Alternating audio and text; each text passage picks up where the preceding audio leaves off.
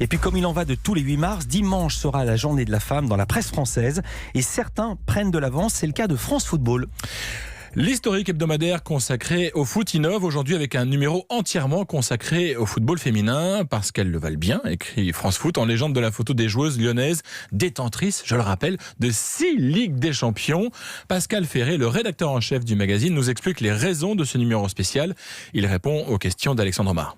Je pense que France Foot était tout à fait légitime pour faire ce numéro spécial consacré aux filles, dans la mesure où France Foot a lancé le Ballon d'Or féminin en 2018. D'autre part, il y a un intérêt grandissant de notre lectorat pour le football féminin. Ce ne sont pas simplement les femmes qui demandent davantage de foot féminin dans France Football, mais également les hommes.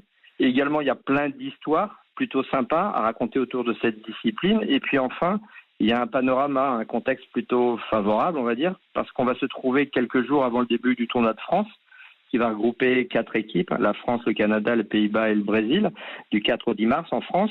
Et puis on se retrouvera également juste avant la journée internationale des droits de la femme, le 8 mars. Donc c'était 2 occasions, 2 prétextes pour réaliser un numéro 100% femmes. 6 Ligues des Champions, c'est dommage qu'on ne dise pas des Ligues des Championnes. Oui, c'est vrai. On en parle à l'UEFA ? Quoi ? Non, parce qu'en même temps, en anglais, c'est indéfini. Oui, c'est Champions League, absolument. Au sommaire de ce numéro baptisé Oh les filles, un long portrait de la meilleure joueuse du monde. Megan Rapinoe, élue championne du monde américaine et Ballon d'Or 2019. Un reportage à Londres, ville de foot s'il en est, qui se met au foot féminin. Une rencontre entre les 2 gardiens de l'Olympique lyonnais, Sarah Bouhaddi et Anthony Lopez. Et le témoignage de quelques grands noms du foot masculin pour dire tout le bien qu'ils pensent des joueuses. Si on ne peut que saluer que la presse foot ouvre enfin ses pages au foot féminin, on peut aussi se demander si tout ça ne sent pas bon l'opportunisme.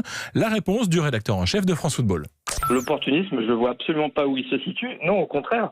Nous, on est le journal ou le magazine de tous les footballs, dont celui du foot féminin. Toutes les semaines, on en parle de manière assez récurrente. Et là, pour la première fois dans l'histoire de France Football, on consacre un numéro entier. Mais c'est pas du tout de l'opportunisme. C'est juste, on va à la rencontre du football féminin parce qu'on considère que le football féminin demande ou a largement autant d'intérêt que le football masculin. Comme l'écrit Pascal Ferré dans son édito du jour, il a fallu attendre 3849 numéros de France Football pour que le magazine soit enfin consacré aux femmes. Il faut maintenant que ça dure.